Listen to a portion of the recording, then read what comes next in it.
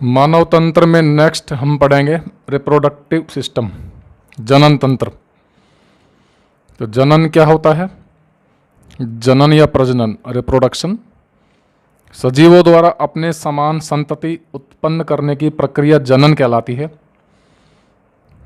अपनी प्रजाति के अस्तित्व को बनाए रखने की प्रक्रिया जनन कहलाती है। तो अपनी प्रजाति के अस्तित्व को बनाए रखने के लिए जीव जनन करते हैं। जनन के प्रकार, जनन मुख्यतः दो प्रकार का होता है, अलैंगिक व लैंगिक। अलैंगिक जनन क्या होता है? एसेक्सुअल रिप्रोडक्शन, जब नवजीव की उत्पत्ति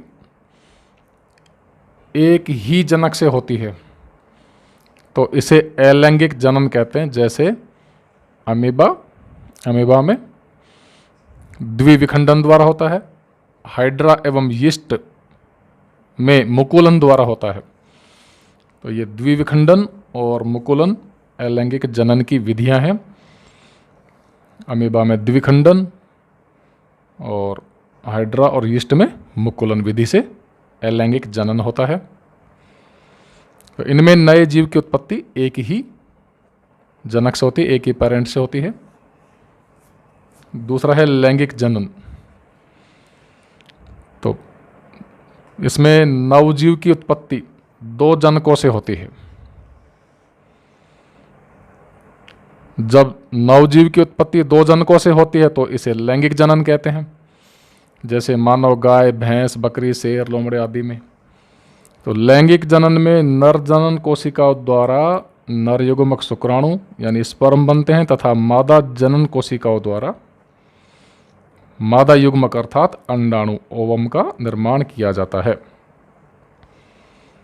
तो लैंगिक जनन में नर जनन कोशिकाओं के द्वारा तो स्पर्म बनते हैं, शुक्राणु बनते हैं, जिन्हें नर युग्मक कहा जाता है, और मादा जनन कोशिकाओं द्वारा मादा युग्मक बनेंगे, जिन्हें अंडाणु या ओवम कहा जाता है। युग्मक या गैमेट क्या होते हैं? अगुणित जनन कोशिकाओं को युग्मक कहते हैं। अगुणित कोशिकाएं द्विगुणित हो सकती हैं, त्रिगुणित हो सकती हैं। जैसे मनुष्य में द्विगुणित गुणसूत्रों की संख्या होती है 46 और अगुणित की होगी 23। निषेचन, नर व मादा युग्मकों का संलयन निषेचन कहलाता है। नर व मादा युग्मकों का मिलना, नर व मादा युग्मकों का संलयन निषेचन कहलाता है, फर्टिलाइजेशन कहलाता है। निषेचन के फल स्वरूप जाइगोट या युग्मनज का निर्माण होता है। जाइगोट द्विगुणित होता है, डिप्लॉइड होता है। युग्मक तो क्या होते हैं? हैप्लॉइड होते हैं, अगुणित होते हैं, और युग्मनज या जाइगोट डिप्लॉइड होता है, द्विगुणित होता है। युग्मनज के परिवर्धन से भ्रूण एम्ब्रियो बनता है। नेक्स्ट है यौनारंभ।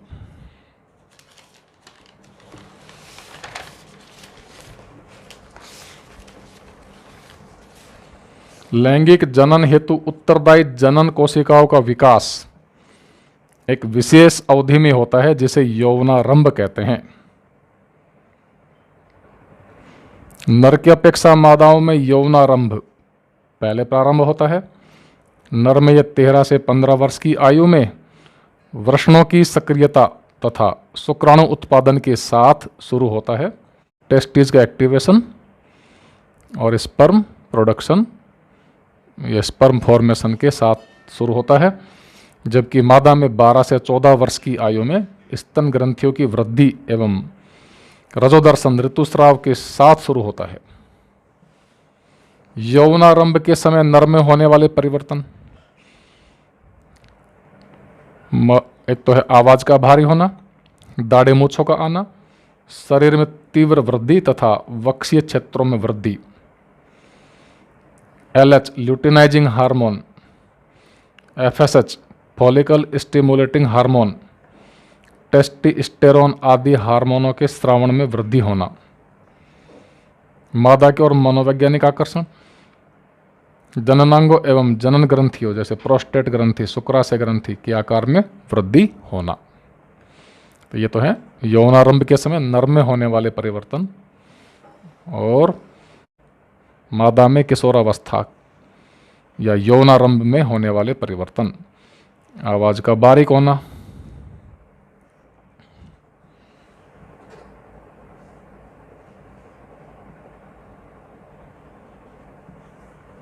आवाज का पतला होना, बारीक होना, स्तन ग्रंथियों का विकसित होना, मेनिस्ट्रल साइकिल का स्टार्ट होना, ऋतुस्राव का होना, मादा हार्मोन होता है एस्ट्रोजन एवं प्रोजेस्टेरोन का स्रावण होना, जननांगों के आकार में वृद्धि होना, शरीर में वसा का संचय होना, फैट का जमा होना। तो ये है मादा में होने वाले परिवर्तन। तो यौनारंभ से लैंगिक परिपक्वता तक होने वाले परिवर्तन विभिन्न प्रकार के हार्मोनों के कारण होते हैं। नर में टेस्टोस्टेरोन तथा स्त्रियों में एस्ट्रोजन एवं प्रोजेस्टेरोन प्रमुख लिंग हार्मोन हैं। नर हार्मोन कौन सा? टेस्टोस्टेरोन, जो नर में, पुरुष में द्वितीयक लैंगिक लक्षणों को प्रेरित करता है, विकास करता है, और स्त्रियों में एस्ट्रोजन तथा प्रोजेस्टेरोन द्वितीयक लैंगिक लक्षणों का विकास करता है। इसके बाद हम पढ़ेंगे नरजनन तंत्र। बोर्ड में पिछले वर्ष आया था 2020 में, इस बार आने के चांस बहुत कम है, फिर भी एक बार पढ़ लेना। तो नरजनन तंत्र में जननांगों को 2 वर्गों में बांटा गया है। एक तो प्राथमिक लैंगिक अंग तथा द्वितीयक लैंगिक अंग। नरजनन तंत्र में 2 प्रकार के अंग हैं, प्राथमिक लैंगिक अंग, ये वृषण होते हैं, और द्वितीयक लैंगिक अंग। तो प्राथमिक क्या होते हैं? वृषण होते हैं, ये छोटे अंग होते हैं जो लैंगिक कोशिकाओं या युग्मकों का निर्माण करते हैं। युग्मक कहाँ बनते हैं? नर युग्मक कहाँ बनेंगे? वृषण में बनेंगे, टेस्टीज में बनेंगे। इसके अलावा कुछ हार्मोन भी स्त्रावित करते हैं। ये अंग जनद कहलाते हैं, गोनाड्स कहलाते हैं। प्राथमिक लैंगिक अंग क्या कहलाते हैं? गोनाड्स कहलाते हैं, जो वृषण होते हैं। तो नर में जनद या गोनाड्स का क्या नाम है? वृषण, टेस्टीज, जिनमें नर जनन कोशिका या नर युग्मक शुक्राणु का निर्माण होता है। वृषण संख्या में 2 होते हैं। वृषण के 2 भाग होते हैं। प्रथम भाग शुक्राणु का निर्माण करता है तथा दूसरा भाग अंतःस्रावी ग्रंथि के रूप में कार्य करता है।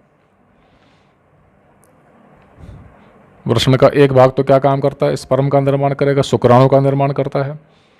दूसरा भाग अंतःस्रावी ग्रंथि के रूप में कार्य करेगा, और उससे कौन सा हार्मोन स्रावित होगा? टेस्टोस्टेरोन। टेस्टोस्टेरोन जो नर में द्वितीयक लैंगिक यानी यौवनावस्था के लक्षणों को नियंत्रित करता है।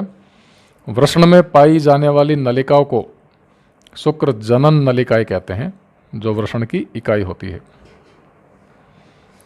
तो वृषण में क्या पाई जाती हैं?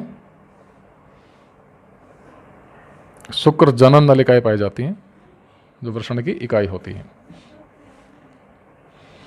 द्वितीयक लैंगिक अंग है एक तो वृषण कोश या स्क्रोटम।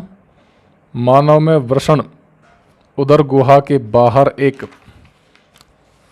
थैली में स्थित होते हैं, जिसे वृषण कोश कहते हैं। ये देह गुहा के बाहर होते हैं। देह गुहा के बाहर वृषण क्यों होते हैं? क्योंकि शुक्राणुओं के निर्माण के लिए अपेक्षाकृत लो टेम्परेचर की आवश्यकता होती है, कम तापमान की आवश्यकता होती है। शरीर के तापमान पर शुक्राणुओं का निर्माण नहीं हो पाता। अगर इस शरीर के बॉडी के अंदर होते तो वहाँ टेम्परेचर हाई होता है, तो उस टेम्परेचर पर, शरीर के तापमान पर शुक्राणुओं का निर्माण नहीं हो पाता।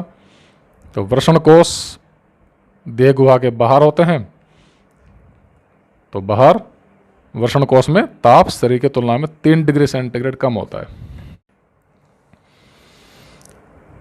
नंबर 2 है शुक्रवाहिनियां वास्ट डिफरेंस। प्रत्येक वृषण के ऊपर एक अधिवृषण होता है,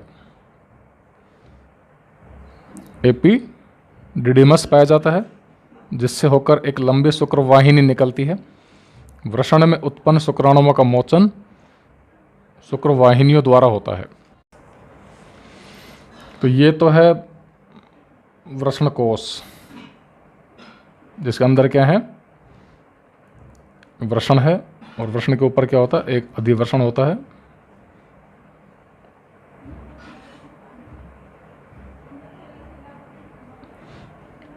अधिवृषण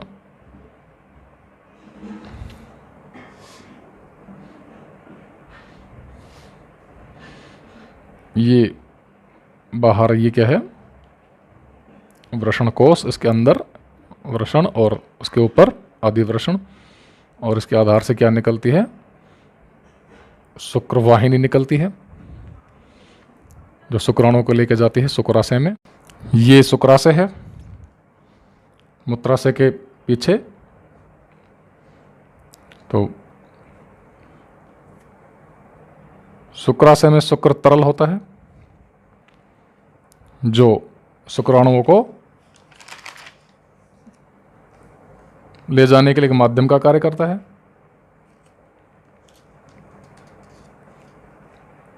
शुक्रवाहिनी के भीतर शुक्राणु निष्क्रिय रहते हैं, तो शुक्र तरल के साथ मिलकर ये सक्रिय हो जाते हैं। शुक्राशय अपने तरल को किस में छोड़ेंगे, शुक्रवाहिनी में छोड़ेंगे। शुक्रवाहिनी आगे बढ़ेगी शुक्राशय से होती हुई, और मूत्राशय से निकलने वाले नली से मिलकर संयुक्त नली बनाएगी, स्खलन वाहिनी। और ये संयुक्त नली कहाँ से गुजरेगी, प्रोस्टेट ग्रंथि से गुजरेगी। प्रोस्टेट ग्रंथि क्षारीय स्राव छोड़ती है, जिससे मूत्र मार्ग की अम्लता नष्ट होती है। प्रोस्टेट ग्रंथि का कार्य क्या है, एक क्षारीय स्राव छोड़ना, जो मूत्र मार्ग की अम्लता को नष्ट करता है और शुक्राणुओं को पोषण प्रदान करता है।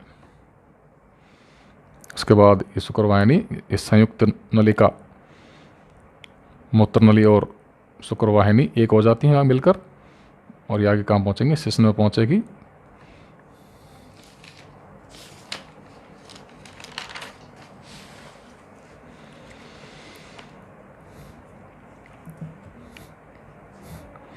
तो शुक्राशय यह मूत्राशय की पश्च सतह एवं मलाशय के बीच स्थित होता है।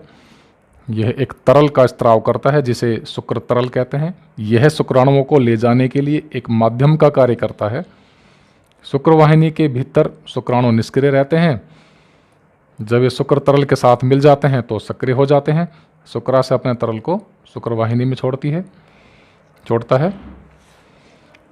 उसके नीचे क्या, प्रोस्टेट ग्रंथि मूत्र मार्ग के आधार पर स्थित होती है। यह एक क्षारीय स्राव मूत्र मार्ग में छोड़ती है, जो शुक्राणुओं को पोषण प्रदान करता है तथा मूत्र मार्ग की अम्लता को नष्ट करता है।